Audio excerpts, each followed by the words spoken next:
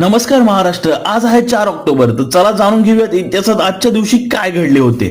4 ऑक्टोबरला जगात world animal day साजरा केला जातो. याचा उद्देश प्राण्यांच्या कल्याणाबाबत जनजागृती करणे आणि पर्यावरणाची काळजी घेणे हा आहे.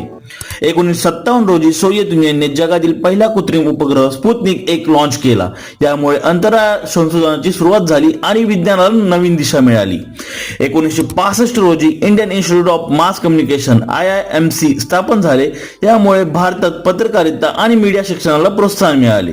आणि विशेष घटना, अटल बिहारी वाजपेयी यांचा ऐतिहासिक भाषण. 1977 मध्ये भारताचे परराष्ट्र मंत्री असताना अटल बिहारी वाजपेयी यांनी United nations general assembly UNGA मध्ये पहिले भाषण हिंदीत केले.